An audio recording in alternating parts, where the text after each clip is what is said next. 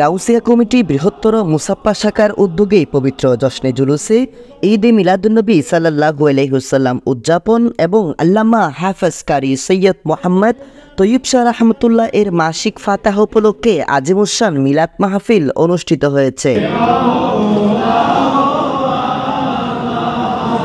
শুক্রবার বাদে মাগরিব মুসাফফার ১১ নং সানাইয়ার খানকায়ে কাদেরিয়া তৈবিয়ার প্রাঙ্গণে সংগঠনের সভাপতি মোহাম্মদ আলী জামালের সভাপতিত্বে অনুষ্ঠান পরিচালনা করেন যুগ্ম সম্পাদক মুর্শেদ আলম, সাংগঠনিক সম্পাদক মোহাম্মদ ইলিয়াস।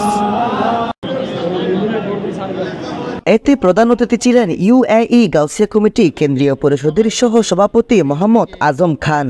বিশেষ অতিথি ছিলেন মুসাফফা শাখার উপদেষ্টা মণ্ডলীর সদস্য ইউনুস সিদ্দিকী, মাওলানা নুরুল ইসলাম আনসারি, মাওলানা দিদারুল ইসলাম, আবুধাবি শাখার সভাপতি মোহাম্মদ জাহাঙ্গীর আলম, শারজা শাখার সভাপতি মোহাম্মদ মুসা সহ সভাপতি গোলাম কাদের।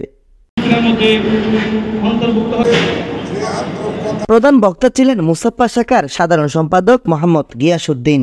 এ সময় আরও বক্তব্য রাখেন মোহাম্মদ জসিম, মোহাম্মদ সেলিম, নুরুল আলম, খুরশেদ চৌধুরী, মাওলানা মুবিন, মোহাম্মদ জাহেদ, মোহাম্মদ সেলিম, মোহাম্মদ মামুন, মোহাম্মদ জালাল, মোহাম্মদ আসাদ, খন্দকার জিয়াউল হক, নূর হোসেন, ইউনুস, আকাশ আলম, আফসার, আবদুল্লাহ হাসান, শাহাবুদ্দিন মাবুদ, রিপন কাজেমি, জামাল, রেজাউল, সাকিব সহ সংগঠনের নেতৃবৃন্দ।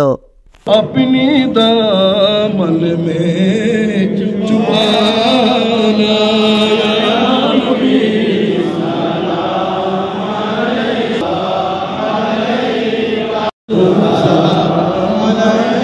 মাহফিল শেষে মিলাদ কিয়ামের মাধ্যমে দেশ, জাতি, প্রবাসী ও মুসলিম উম্মার শান্তি কামনা করে দোয়া মোনাজাত পরিচালনা করা হয়। পরে উপস্থিত সকলের মাঝে তাবারক বিতরণ করা হয়।